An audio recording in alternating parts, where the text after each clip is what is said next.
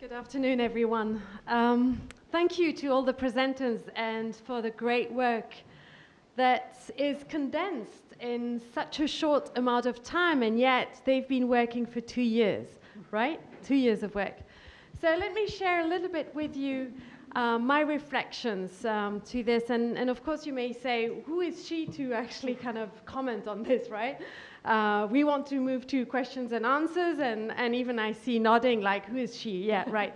So I'm a daughter of an amazing woman who passed 6 years ago. I accompanied her in her illness for 10 years.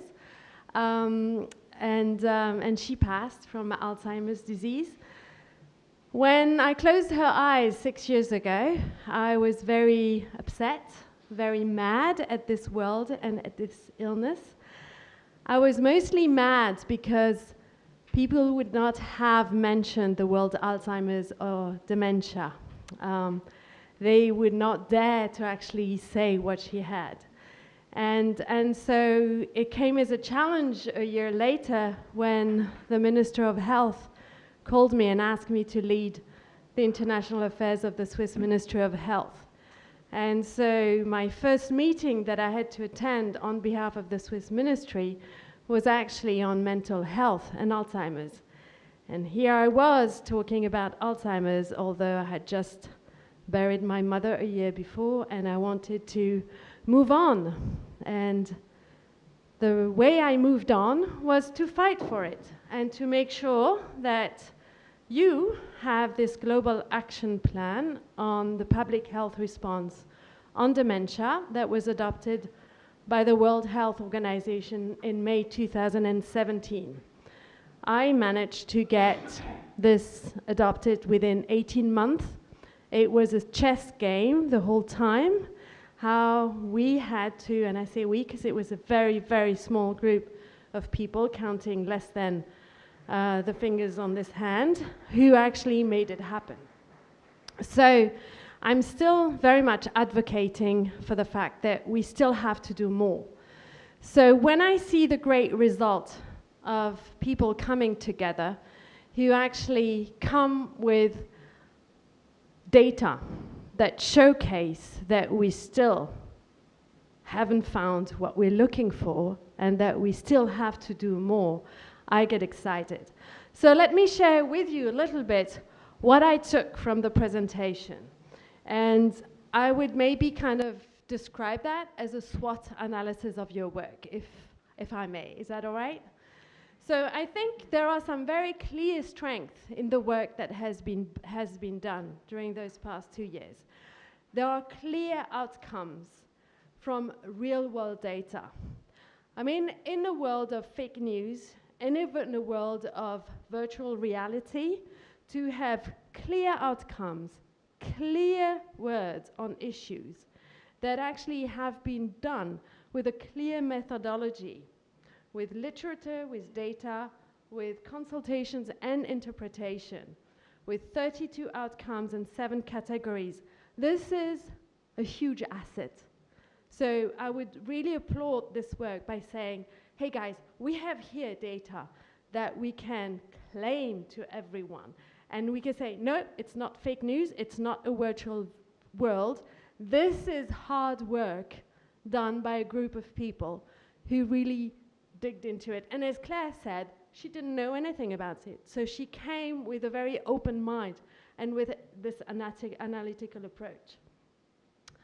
Another element that I think is amazing is that it really reached what we call the Sustainable Development Goal number 17 of the Sustainable Agenda of 2030, which is developing new forms of partnerships. And when you have a team of people who come from NGOs, pharma, academics, public-private partnerships, this is of a real value and an asset. So that's another great strength of your work. Another one, and that's, maybe I should have started with that one, but I actually took the things in order, is nothing gets done without us, as Helen said. So you have a clear voice and a clear message by people living with dementia in this work that comes across in the results. And so the voice of patients is there at the forefront. And then, as Michael showcased in his presentation in the end, it's a great diagram. I think it's the one, page 18, if you just flip 2 slides before. It's a great element that you have with people living with dementia, with the supporters, and with the health professionals and the different categories. This, I think, is gold because it just really lays out what is important. For the weaknesses, as Claire said at the beginning, she said, I wish we would have had more time or we could have done it more broader, right? And I think that's true. We can always dream bigger. So I would send back the challenge to you and say, like, that should be the next step. So embrace this and keep it for the next stage of the roadmap. What I'm missing in the research is the gender-based element. I think we can't continue doing and working on Alzheimer's without including the gender-based research. And since this affects 2/3 of the people are women, or particularly carers are women as well, and the response to this illness will have to be gender-based. So that's an element I would advocate to have in the future. And then, as Helen said, be careful of buzzwords. And we need to be careful that we don't come with buzzwords that we kind of bring like this, like, you know, little flags. No, we need to make sure that we define things in a tangible way so that we give opportunities to the policies. So what then for the policymakers? And here I come and I put back my hat as a policymaker that I used to be until a year ago.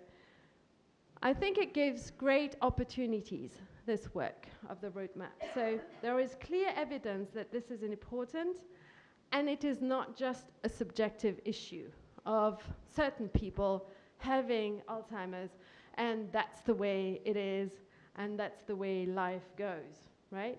No, we have clear data that give us a weapon to really act upon it.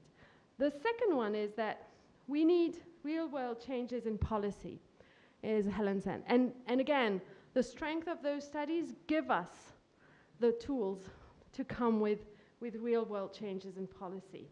I've been struck by the fact that in your research, Michael, the element of quality of life was coming at the forefront constantly, and as a constant at the early, middle, and later stage, both for the patients and for the carers. And I think that there is an element there that we need to dig deeper and find out what does it mean in policy terms and how do we translate this. But we think we're facing threats. Because what I've noticed is, I've noticed a little bit among policymakers and governmental people, I've noticed what I would call the dementia fatigue, or even negationist movements. And if you see what happened in France, that you have even claims from certain doctors who say, oh, Alzheimer's actually doesn't exist. And that this is actually taken seriously by a minister of health who then decides that she will no longer reimburse medication to slow down the illnesses. This, for me, is a movement that is a real threat to what we need to achieve and to the implementation of this global action plan. The second threat that I see for policymakers is that the great work that is there may get lost in translation. So there is so much wealth, there are so much little gold mines here that people will say, oh, too complicated. How should we actually even solve this, right? So I think we need to continue hammering the importance of the message and coming also, and come and be bold to come with suggestions as solutions to what does it mean to bring quality of life to people with Alzheimer's. I've stepped down from the government a year ago because I declined a job offer to work with the Swiss president because my father is suffering now from Parkinson's disease and his stage is quite serious. And I was supposed to start a new work very close to his home. Well, guess what? 5 days before I was supposed to start my new contract, the employer cancelled my contract and laid off another 100 people. Yes, it happens in Switzerland. So basically that meant to me okay, here I am, having time to really be the caregiver that I was in the past. I still don't understand why I am living and going through what I'm going through, or what I've been going through for those last 15 months, walking through the desert, and again, facing the difficulty of what it means to accompany people who suffer those chronic diseases of neurodegenerative diseases. And there is a word that I need to share with you, because it's a word that we hear so constantly. It's called dignity, and everyone claims it. Dignity is a human right, dignity to all courses of life, and to grow old in dignity. And what I've been observing, both with my mother and now with my father, has nothing to do with this word. I challenge anyone to say, is this dignified to actually, to go step by step down into the pit and feel that your life is being slowly taken away from you through this brain that doesn't function any longer the way it's supposed to be functioning? And as I was accompanying my dad a week ago, again, another surgery that he had to undergo, I could see how fragile he looked and how undignified the situation was again. And my first emotion is usually anger, so here I was dealing with my anger and wondering, bullshit word of dignity, what does it mean? It doesn't mean anything. And I shared that with my aunt, so the sister of my mother, and I said, you are going through aging as well with your own struggles. Is there any such thing as being old, ill, chronically ill, and still live in dignity?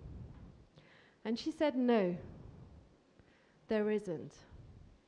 The only thing that is left is to be treated with dignity. And she said, and this is what we have forgotten about. We can claim dignity, but actually it's about being treated with dignity. And that clicked in my mind, and I said, okay, what does it mean for policymakers, for you and me, to make sure that we translate this great work so that we can continue to treat our brothers and sisters, our mothers and fathers with dignity, so that it is dignified handling. Würdige Behandlung auf Deutsch. That's what she said, because she's German. I want to leave that with you, and again, thank you for the great work for the roadmap. And I talk too much. Thank you very much.